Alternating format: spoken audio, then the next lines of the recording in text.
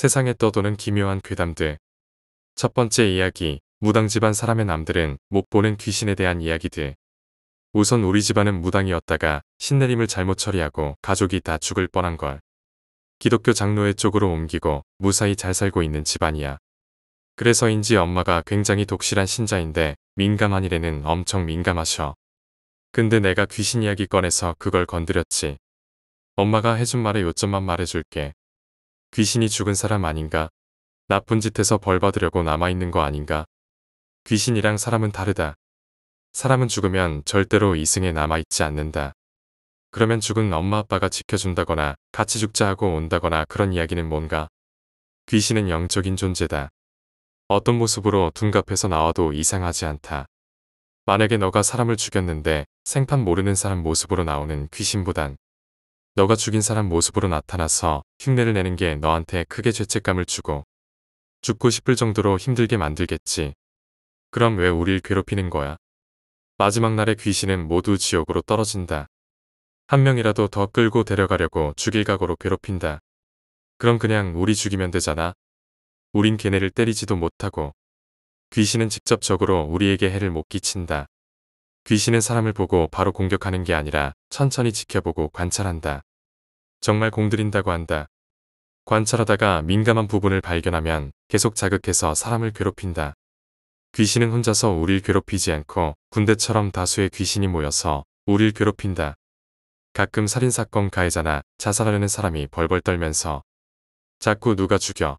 이상한 소리가 들린다. 라고 듣는 건 귀신이 민감한 부분을 터치하기 위해서 속삭이는 거다. 그러면 무당이나 그런 거 보면 사람을 도와주기도 하잖아. 좋은 귀신도 있는 거 아냐? 무당은 귀신을 섬기는 거고 무당이 귀신을 이용하는 게 아니라 귀신이 무당을 이용하는 거다. 귀신이 귀신을 꾸중한다고 하는데 그게 그냥 오른손이랑 왼손이 짝짝꿍하는 거지. 그 있잖아. 무당이 그런 거 말고 낙태한 사람이나 그런 거 알아보잖아. 무당은 귀신을 보고 이야기를 나눌 수 있다는데 낙태나 그런 걸 아는 건 그 사람한테 붙어있는 귀신이 무당을 보면서 얘는 이런 애다 라고 말해주기 때문인데 사실 귀신의 목적은 이런 걸 찌르면 무서워할 거야 라는 의미로 겁을 주기 위해서 라고 한다. 아까 말했듯이 귀신은 군대고 오랫동안 대상이 된 사람을 관찰한다고. 우리 집은 무당 집안이었는데 기독교로 바꾸고 다시 귀신이 건드는 거 아니야? 기독교 신자는 옆에 귀신이 역사하는 게 아니라 하나님이 역사하신다. 귀신은 마지막 날에 귀신은 모두 지옥에 간다고 했지. 너가 귀신이면 나중에 지옥으로 끌고 간다는 하나님이 옆에 있으면 갈 거냐? 무당이 아무리 센 귀신이라도 일단 귀신이기 때문에 하나님이 신자가 무당을 찾아가면 무당이 나가라고 내쫓는다.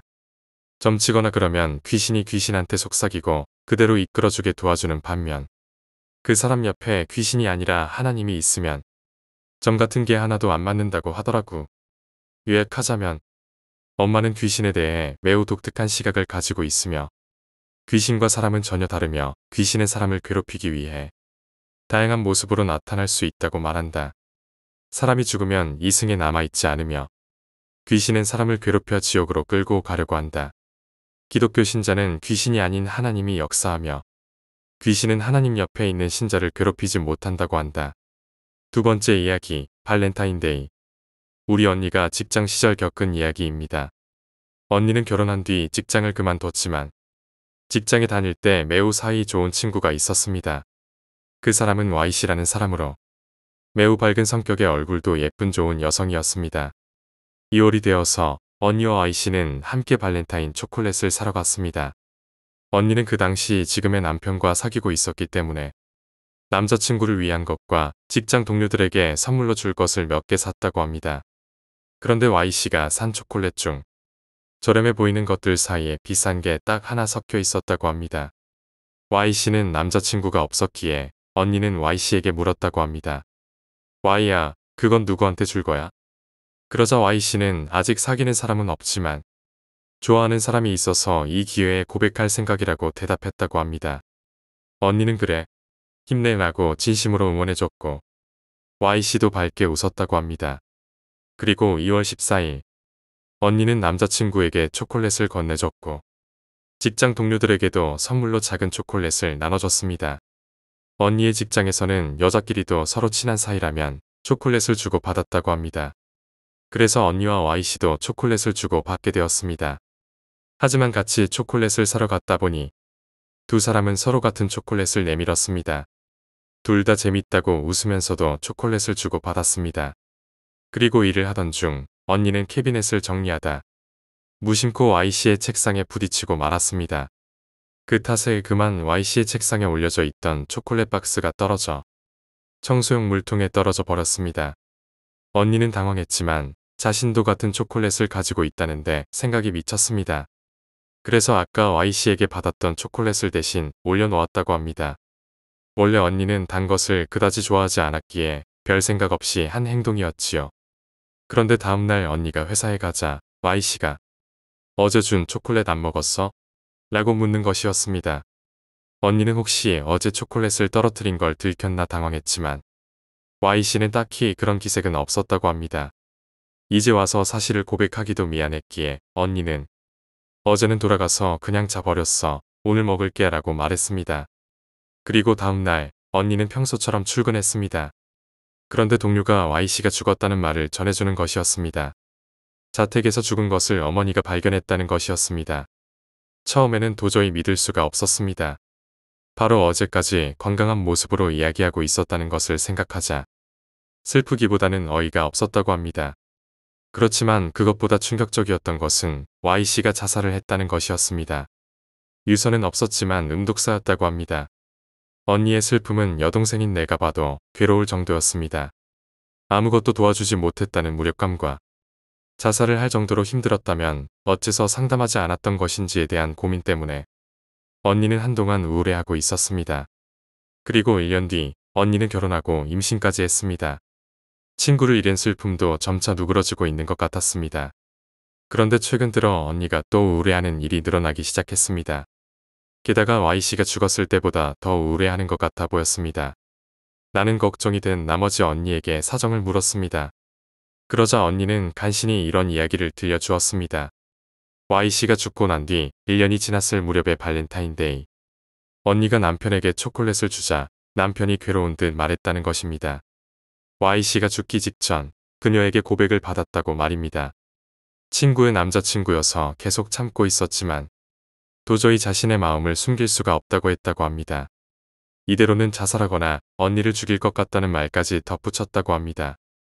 형부는 무척 놀랐지만 Y씨와 사귈 생각은 없고 언니와 결혼할 생각이라며 Y씨를 달랬다고 합니다. Y씨가 자살한 것은 형부에게 채웠기 때문이었나. 나는 언니에게 무슨 위로의 말을 해야 할지 몰랐습니다. 그런데 그때 언니가 차라리 자살이라면 좋았을 텐데 라고 말하는 것이었습니다. 언니는 떠올렸던 겁니다. 초콜릿 안 먹었어? 라고 물었던 Y씨를요. 자살로 보기에는 유서조차 남기지 않은 너무나 갑작스러운 죽음. 그날 언니의 실수로 뒤바뀐 두 사람의 초콜릿. 자살하거나 언니를 죽일 것 같다던 Y씨의 말까지. 나는 억측이라고 언니를 진정시켰습니다. 이미 끝난 일인데다 뱃속의 조카에게도 안 좋은 영향이 갈 것 같았기 때문입니다. 진실은 나도 모릅니다. 다만 이 추측이 맞다면 언니가 너무 불쌍하다는 생각만 듭니다. 세 번째 이야기, 저주. 좋은 고등학교를 가기 위해서 중학교 때부터 열심히 공부해야 했던 시절. 학원에서 대부분의 시간을 보냈어. 그럴 때마다 수업이 지루하면 말을 계속 돌려댔지. 쌤 이거 왜 그래요? 쌤 옷 어디서 샀어요? 쌤 그 상처 왜 생겼어요? 영어쌤의 오른쪽 팔뚝에는 거칠게 찢어진 듯한 상처가 있었고 영어쌤의 한숨과 함께 이야기는 시작되었지. 이제 시작할게. 쌤이 한창 대학을 다니던 시절. 활발한 활동을 원하던 쌤은 농촌 봉사활동을 따라갔대. 영어교육과의 특징상 여자와 남자의 비율은 7대3. 힘쓰는 봉사인 농활을 갔으니 모든 일은 남자들의 몫이었다고 해. 실제로 농활 남자 참가자는 단 3명. 힘들게 봉사를 끝내고 마을회관 같은 데서 다 같이 잤는데 여자 동기들이 남자들은 불침번을 서라고 했어. 절대 항의할 수 없는 상황이었대. 여자가 월등히 많았고 실제로 깜깜하고 무서웠으니까. 영어쌤을 포함한 남자 셋은 2명이 깨 있고 한 명이 옆에서 선잠을 자는 방식으로 불침번을 서기로 했어. 어르신들이 갖다 주신 막걸리를 마시면서 옛날 얘기나 하고 그랬대. 그런데 슬슬 취기가 오르고 새벽 3시가 넘었을 쯤 방에서 자던 여자 동기가 여자 울음소리 같은 게 들린다고 밖으로 나온 거야. 영어쌤은 아무것도 들은 게 없었대. 아무것도 못 들었는데 라고 말하는데 여자 흐느끼는 소리가 마을회관 뒤쪽에서 작게 들렸다는 거야. 여자 동기는 대수롭지 않게 과후배 중에 누가 술 취해서 나간 것 같다고 데리러 가보라고 하더니 쑥 들어갔대. 밤도 깊고 마을회관 뒤는 산이었는데 산속에서 여자 흐느끼는 소리가 들리니까 장난 아니었대. 그래도 같은 과 후배일 수도 있으니까 걱정이 된 거지. 후배가 아니더라도 왜 새벽에 울고 있는지 너무 궁금하더래. 그래서 남자 후배 동기랑 같이 후레쉬 하나 들고 울음소리가 들리는 대로 걸어갔대. 여자 울음소리가 들리는 곳이 멀지 않은 거리일 거라고 생각했는데 10분에서 20분 정도 숲속으로 들어갔어. 점점 여자 실루엣이 보이는데 절벽 끝에 서서 울고 있더래. 높은 산은 아니었는데 돌이 많은 산이라 위험했다고 하더라고. 막 떨어질 것 같길래 영어쌤이 뒤에 몰래 가서 한 손으로 나무를 잡고 나머지 한 손으로 그 여자 허리를 잡았어서 확 당겼어. 그때 힘 조절을 못했는지 잡은 나무가 부러지면서 팔이 조금 찢어졌대. 아픈 건 둘째치고 여자가 왜 우는지 물어봤지. 이 시간에 여기서 뭐 하세요? 진짜 큰일 날 뻔하셨어요. 왜 울고 계세요? 그러니까 여자가 멍한 눈으로 나 죽어야 돼요. 죽을 거야. 하면서 다시 절벽으로 뛰어가더래. 아까는 그냥 서 있었는데 이번엔 무작정 달려서 뛰어들려고 하더래. 그래도 남자가 셋인데 힘으로 막으려고 했지. 영화처럼 여자가 힘이 무지 세지고 그러지 않더래. 대신 술에 취해서 그런지 연체동물처럼 남자들 틈을 교묘하게 피해서 절벽으로 가려고 하더래. 그때 또 영어쌤한테 잡혔지. 이건 분명 영어쌤이 지어낸 듯. 지가 다 주인공이야 무슨. 하여튼 진정시켜서 다시 마을회관나 평상으로 데리고 왔대. 그때부터 여자가 울면서 자기 얘기를 시작했어. 산에서 뛰어내리려고 했던 여자를 데리고 평상으로 와서 우는 여자를 달래고 그 여자가 자기 얘기를 시작했어. 일단 알아둬야 하는 게 그 여자는 초췌하고 펑펑 울고 있는데도 상당히 이쁜 얼굴을 하고 있었대. 영어쌤 말로는 해 뜰 무렵에 하얀 피부의 여자가 울고 있으니까 여신 같았대. 안아주고 싶고. 갑자기 외모 얘기는 왜 하냐면 이게 중요하거든. 이제 여자의 얘기를 시작할게. 그 여자는 그냥 평범한 집의 딸이었대. 남동생 하나의 부모님이 계시고 그런데 집도 괜찮게 사는 이 여자가 약간 남자를 쉽게 보는 그런 게 있었대. 남자를 호구로 본 거지. 이쁘니까 이 남자 저 남자 다 따라붙으니깐 자신도 모르게 그렇게 된 거래. 그래서 무조건 외모와 돈만 보고 남자를 만났는데 데이트는 무조건 여자가 원하는 걸 사는 쇼핑과 원하는 음식 사 먹는 거였대. 그러다가 남자가 돈이 떨어져 가는 게 보이면 다른 남자를 골랐대. 사귀는 동안에도 남자들이 계속 연락 왔대. 남자친구 있는 거 알면서도. 그러다가 한 남자를 만났는데 얘는 오래전부터 그 여자가 너무 좋아서 옆에서 지켜보던 학교 선배였대. 그러니까 돈이랑 외모 보고 남자를 고르고 바꾸는 걸 알았던 거야. 그래서 물질적으로 다가갔대. 마침 여자가 만나고 있던 남자가 돈이 다 떨어져 갈 타이밍이었고 여자는 자연스럽게 그 남자 선배로 갈아탔지. 여자는 너무 좋았대. 다른 남자들은 처음에는 막 돈을 쓰다가 나중에 아끼려는 게 보였는데 이 남자는 계속 여자에게 끝없이 선물하고 돈 쓰는 걸 아끼지 않았어. 얘가 돈이 많은 건 아니었어.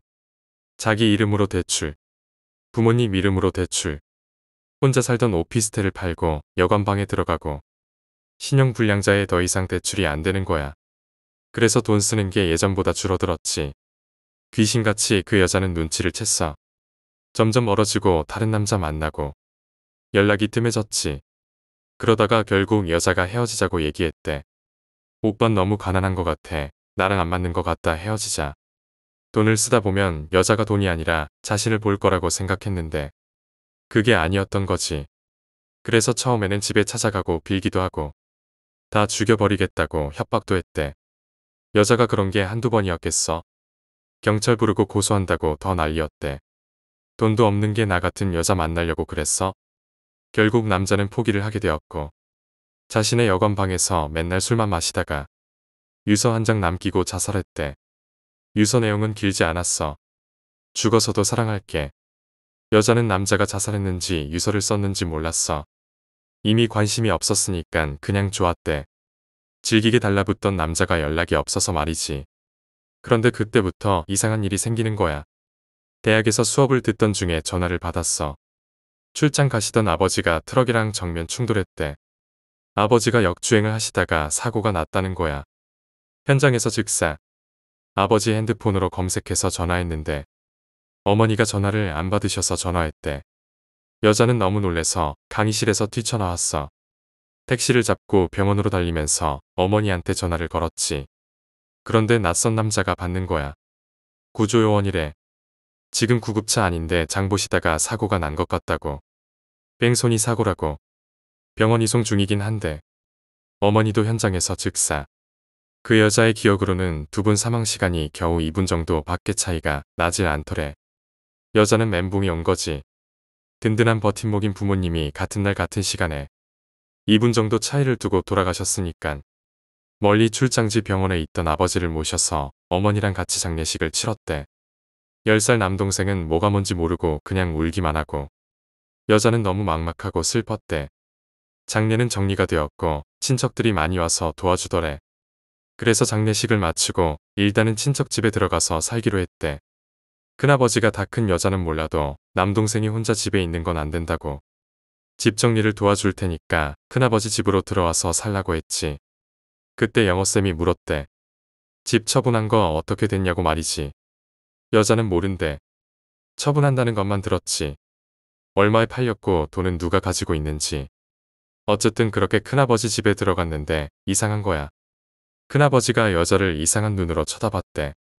방에 자꾸 들어오려고 하고 한밤중에 하레기가 있다고 그러고 큰어머니가 있을 땐 말도 잘 안 거는데 혼자 있을 때는 자꾸 손을 잡으려고 하더래. 그래서 삼촌한테 연락을 했대.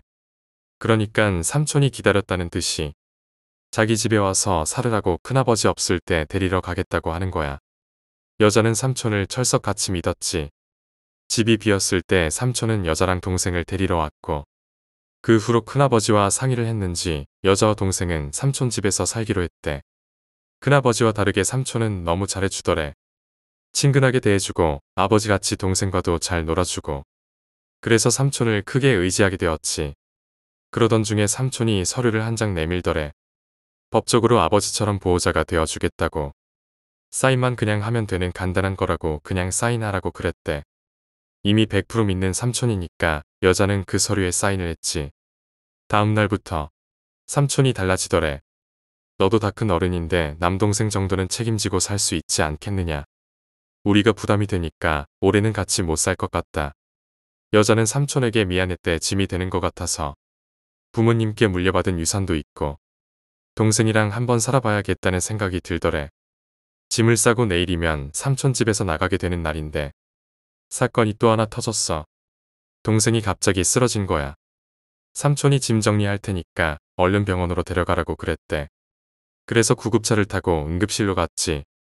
입원 절차는 빠르게 진행됐고 검사를 했어. 자세한 건 모르겠는데 뇌에 물이 찼대. 이걸 제거하면 괜찮을 거래. 그래서 수술 예약을 받고 응급실 비용을 먼저 계산해야 되는데 카드가 긁히지 않더래. 삼촌에게 전화를 했대. 안 받았지. 짐 싸느라 바쁘신 것 같다는 생각이 들어서 내일 삼촌이 오시면 계산하겠다고 했지. 그리고 입원한 동생 옆으로 갔어. 의사가 괜찮을 거라는 얘기를 했으니까 동생 옆에서 눈을 잠깐 붙였대.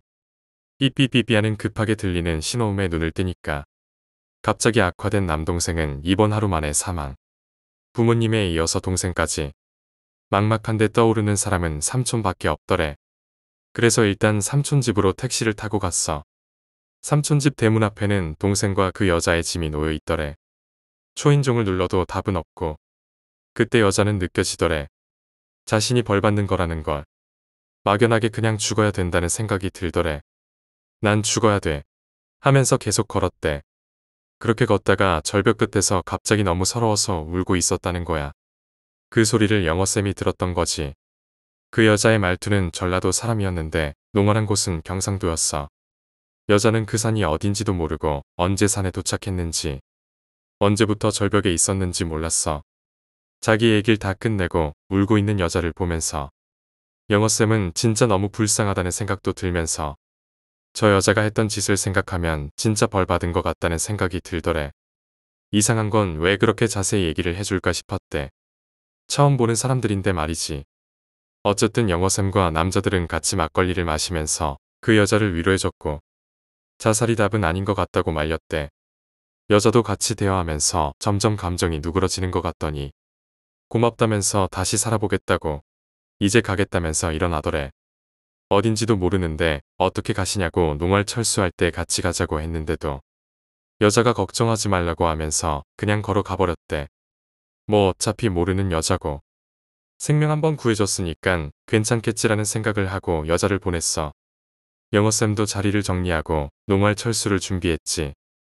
그렇게 학교로 돌아왔고 영어쌤은 영광의 상처와 함께 자살하려는 여자를 구한 영웅으로 술을 또 샀대. 그리고 4학년 마지막 기말고사 시즌이었는데 그때 영어쌤은 원룸같이 좁은 데는 싫어서 아파트를 친구와 같이 얻어서 살았대. 방 2개의 거실이 있는 곳으로. 전날 시험 공부하느라고 밤을 새우고 시험이 일찍 끝나서 집에 가서 얼른 자야겠다는 생각뿐이었대. 마침 친구는 시험 공부 때문에 도서관에 있었거든.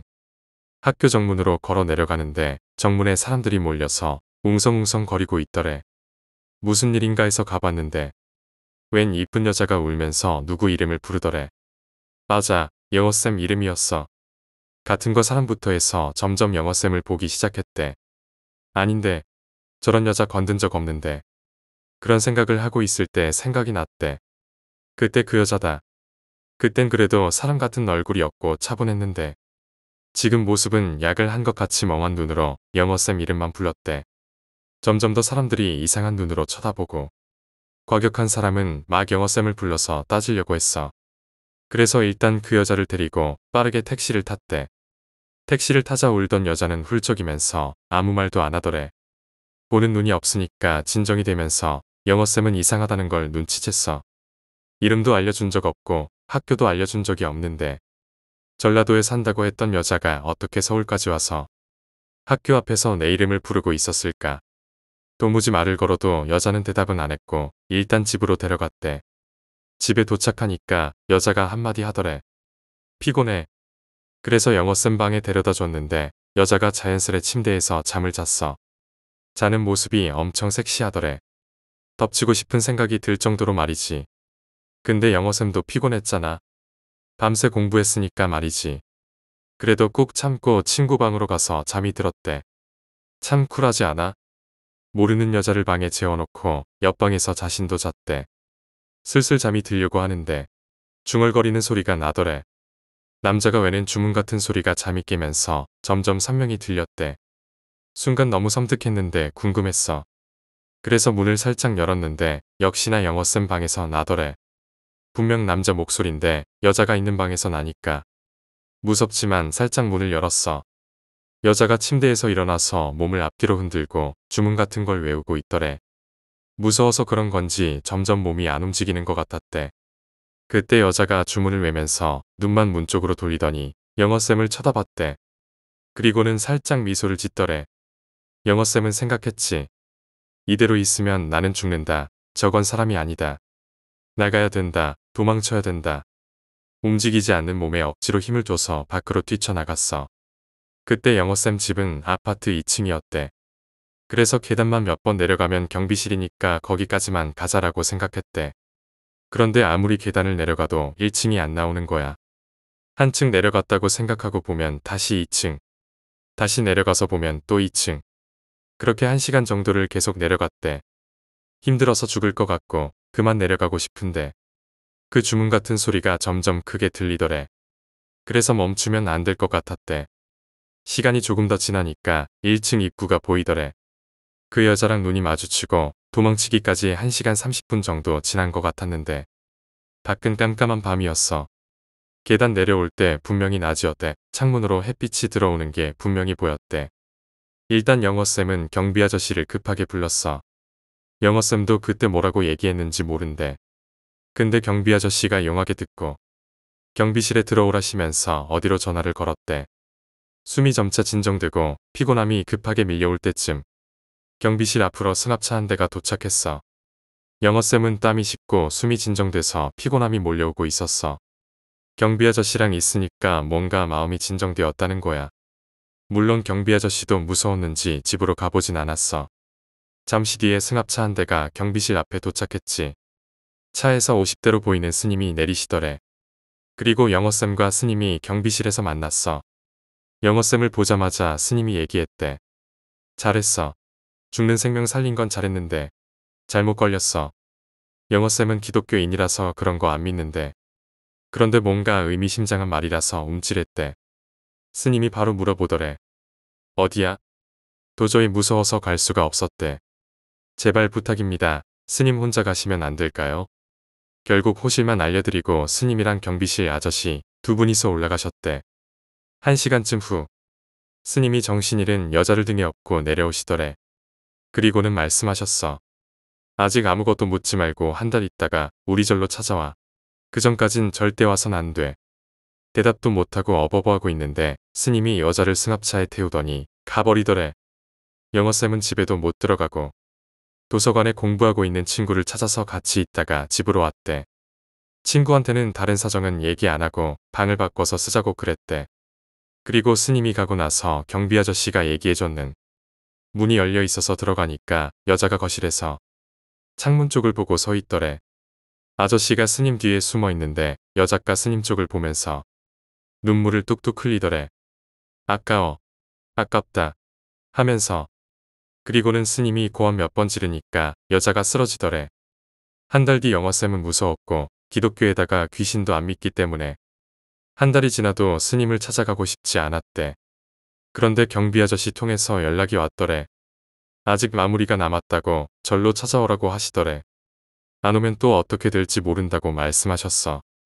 경비 아저씨도 그 스님이 유명하신 분이라고 말씀을 듣는 게 이로울 거라고 절의 위치를 알려주시면서 가보라고 하셨어. 영어쌤은 그 여자 때문에 도저히 무서워서 안 되겠다고 그랬는데 여자는 이미 절에 없다고 오라고 하시는 거야. 그래서 할 수 없이 주말에 절이 있다는 산으로 갔지. 큰 절도 아니고 한옥이랑 조립식 집이 섞인 절이었는데 진짜 여자는 없었고 본당에서 영어쌤은 우통을 벗고 스님 앞에 앉았대. 영화처럼 주문 같은 건 없고 스님이 뒤에서 등에 손을 대고 계시는데 사우나 같이 땀이 엄청 나더래. 그리고 묻지도 않았는데 스님이 무슨 일이었는지 얘기를 해주더래. 예상대로 그 목매달고 자살한 남자 있지.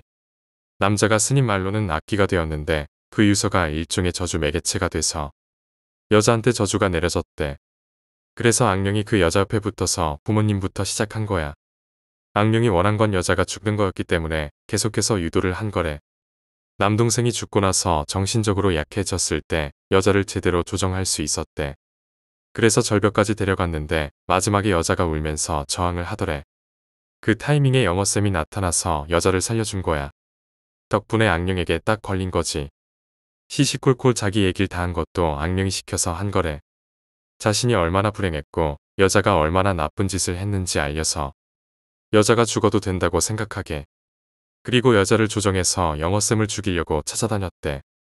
집에서 유혹해서 여자도 욕보이려고 했는데 그건 실패하고 쌤이 잠들고 나서 집이랑 같이 태워버리려고 악령이 영어쌤 몸으로 옮겨가려고 했대.